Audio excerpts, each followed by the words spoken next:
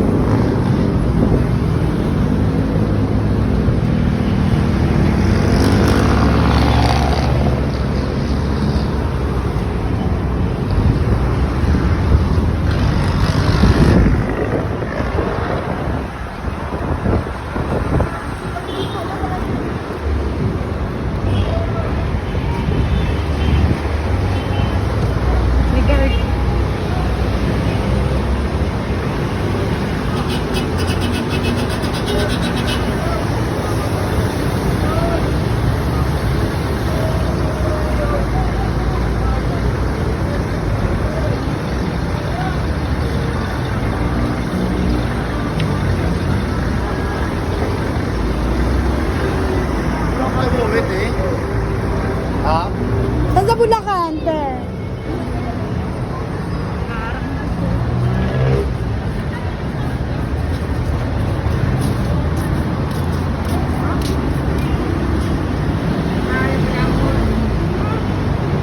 May UP campus. Sige, tanong naman. Yung UP campus na yan, wala na yan? Dati pa yan? Ha? Okay. Meron doon? Tapos, papasok siya. Yung T-box?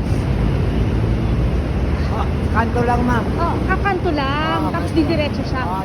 Okay. Sige, salamat po. Dito pala ang UP campus. Diliman. Nakayan. Okay.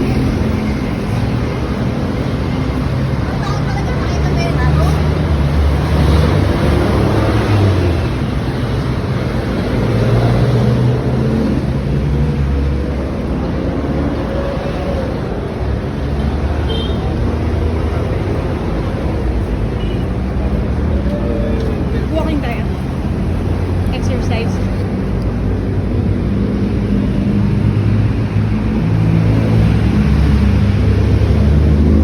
Para meron tayo walking tour. Ayan, ganito na yung tsura niya ngayon. Dahil wala na mga nagre-rent. Eventually gawing condominium din itong area. So, UP Ateneo, CP Garcia. Ito tayo ng CP Garcia sa P-Box. Tayo kasi papunta. So, meron din mga area na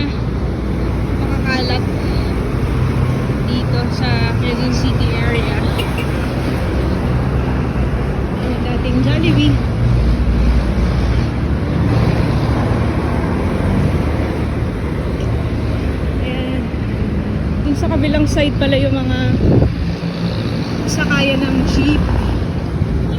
Ay, tapos ito yung ngayon ko lang nakita, UP Bliss.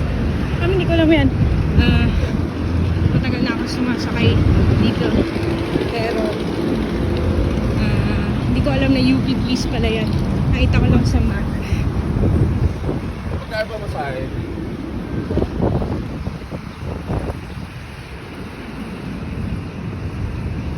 Wala kasi ano dyan eh, shortcut. Hindi tayo pupunta dyan. Walang shortcut. Dito tayo dadaan.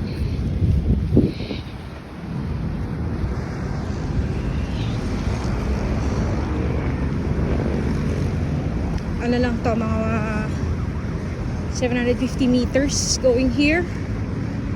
Pupunta ng Feebox. So, sayang naman yung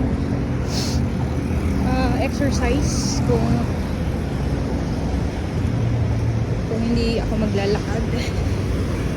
More than sa savings ng 13 pesos.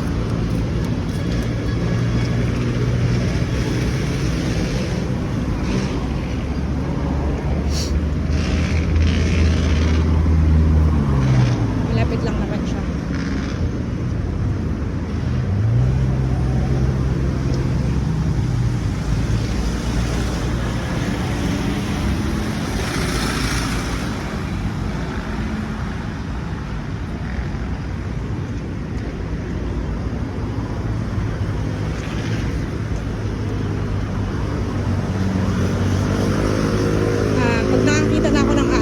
Malayo pa lang, lalayo na ako. Better safe than sorry. Hindi mo palala yung energy. So, lalayo na ako. Kasi dadaan ako. I'm scared.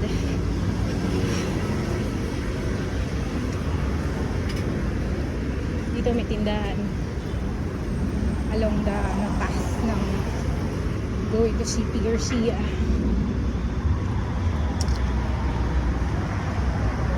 Dami pa rin puno na sana hindi nila ibenta ang buong UP. Though nakakakita na tayo ng mga glimpses dahil marami ng bagong building, may UP hotel na.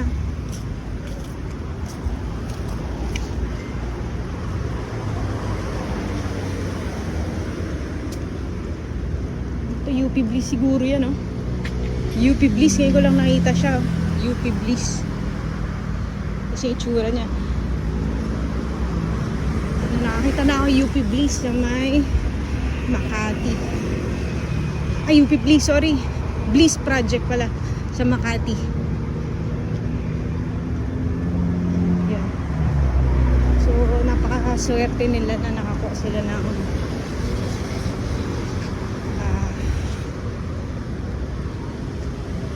matitirhan during those times na natayo yan. For sure, mga pinapaupahan yan. Ganun yung balita ko sa Makati.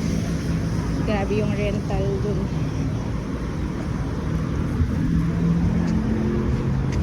Or binenta na nila sa iba yung property nila. Sorry.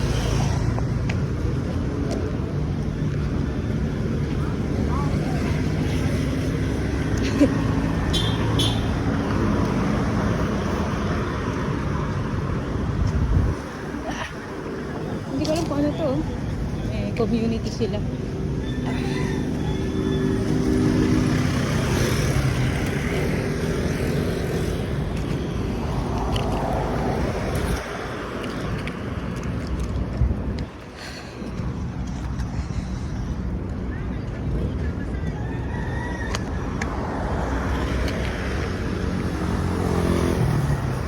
So, bawal na tayo dito. Dito tayo sa side.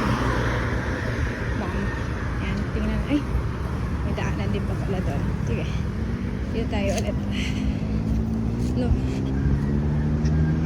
May pathway pala to.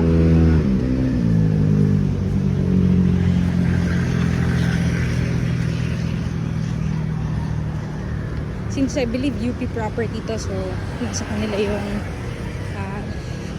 discrepancy kung ano yung ano nila dito, di ba?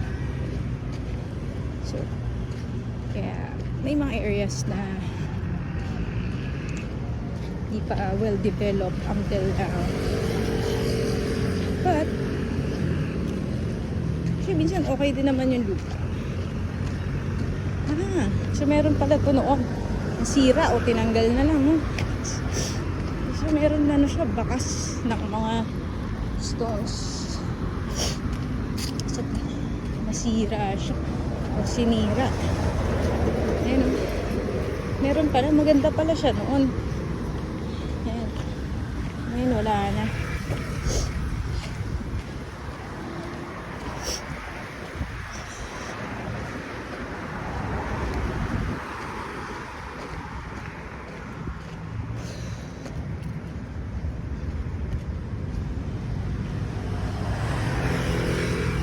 May tsura natin ngayon. Ayan. Dahil kanina madaling araw, inatake ako ng insomnia. 3 or 4 na ako nagising. So, pagising ko, isipon ako. Meron pa rin onte. So, bawal kasi, yun nga, mababa ang mga immune system namin. Bilis dapuan ng sipon. So, papalakasin natin mamaya. Gan, nag-multivitamins na ako on the way here para discuss ko paano may panglaban. So right now, nandito na tayo sa CP Garcia Avenue.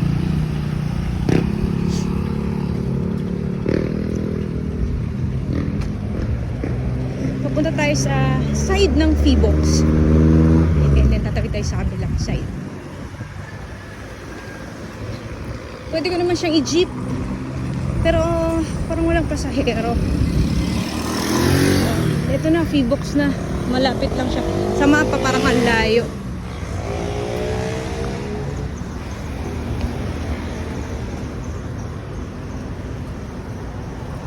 Ito yung mga tinda nila. Fresh produce. Fruits, vegetables. Nice.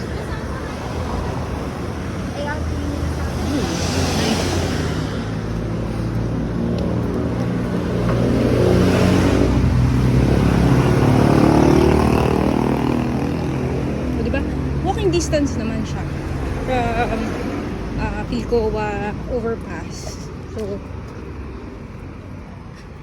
ano ba to? Ched pala to. O, diba hindi ako familiar? Akala ko Feebox na siya.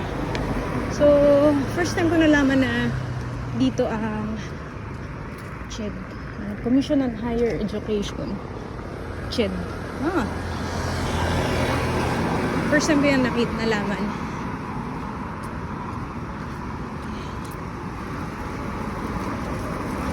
May malayo-layo pa pala ng konti.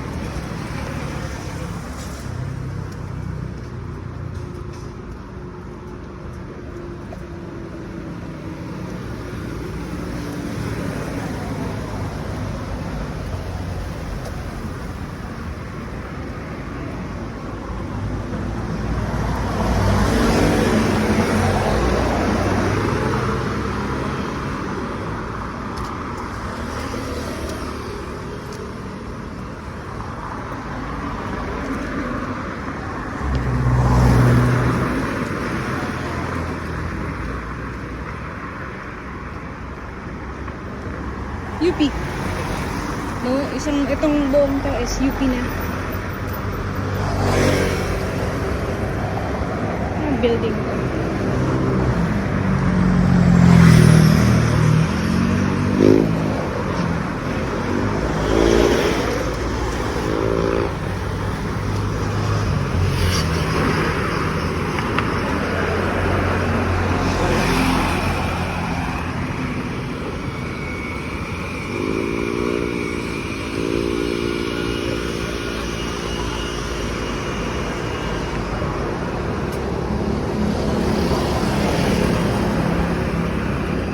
Department of Information and Communications Technology, UP Open University.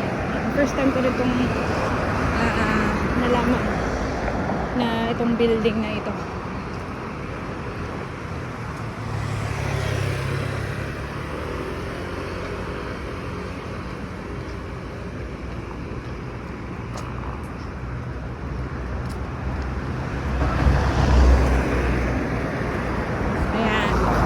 What's this? UPD, Office of the Chancellor. DOST Feebox. Yan. Medyo malapit na tayo sa pupuntahan natin. Yan, dun tayo sa kabilang side. Yeah. Feebox.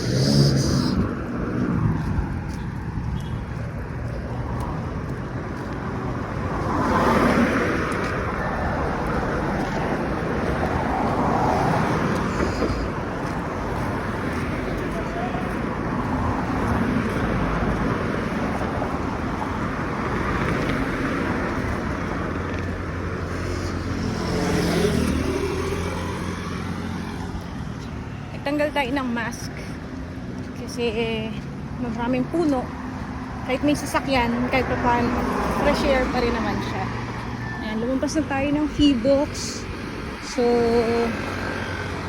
somewhere dyan, baka dyan yung pupuntahan ko. Ayan, late lang ako. Half day dahil 10 na ako nakagising. Legal Education Board.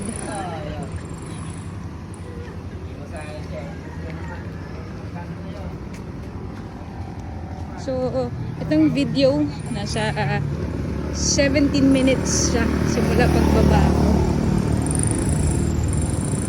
So, ayan, dito na tayo. Dahil mabibili sa sakyan, ang technique, baka munang tumawid. Diba? So, di tayo punta. Pero, message muna tayo. Dahil late na tayo mag-message.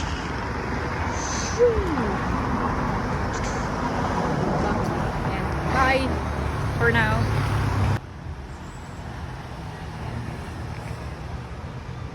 Yun, may tanong sila ko.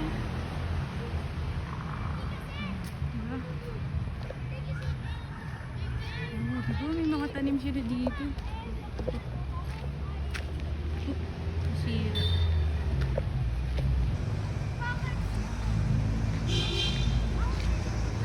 Wow. Galing nyo. Sustainable living. Nice. Ngayon lang ako napasok sa ganito. May area.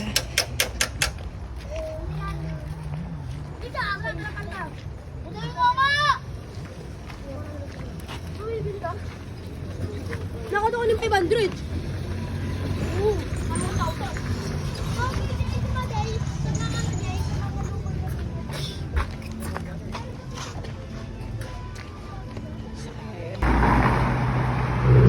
Mali pala tayo ng pinasukan. Lampas pa ng Feebox. Lampas pa siya ng Feebox. So, walking ulit tayo.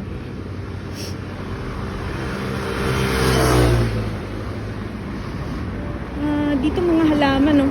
Nagtitindang halaman.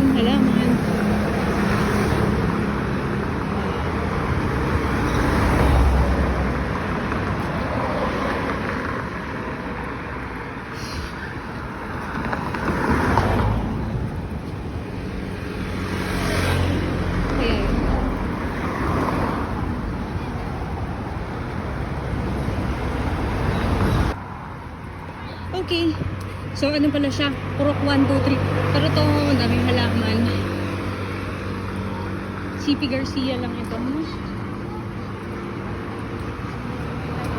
May nagbibenta 60. Ano lang, mga mura na. Ayun.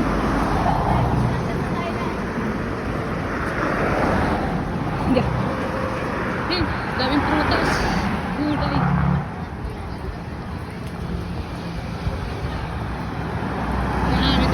Pala diyan, Purok 3.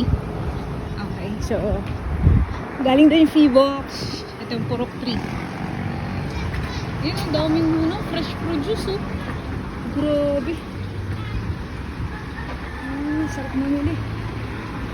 Nice. Salamat.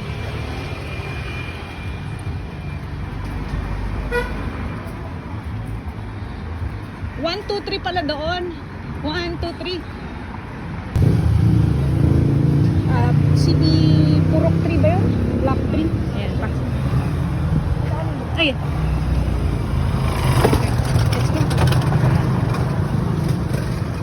Let's go.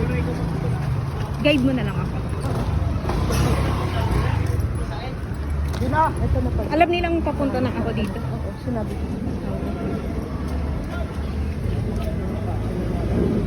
Kaya nga. Oo, at least may pathway. May pathway sila na hindi pag umulan. Oh, andyan na pala. Ay, na, nabigay na ng food.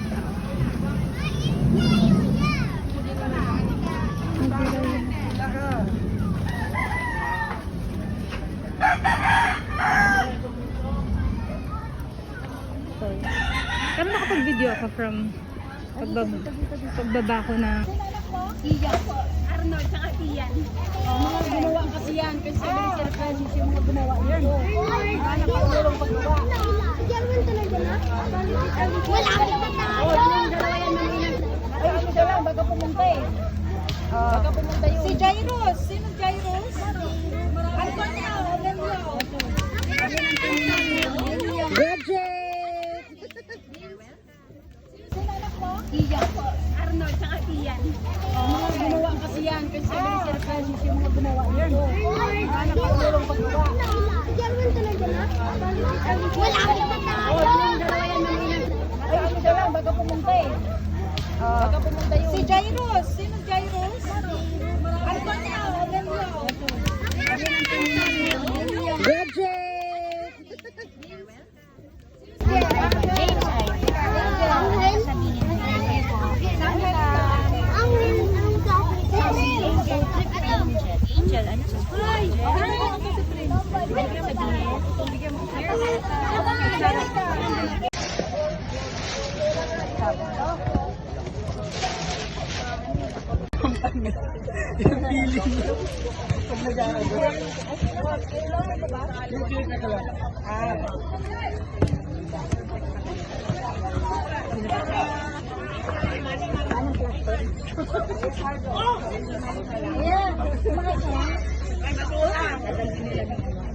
Yeah.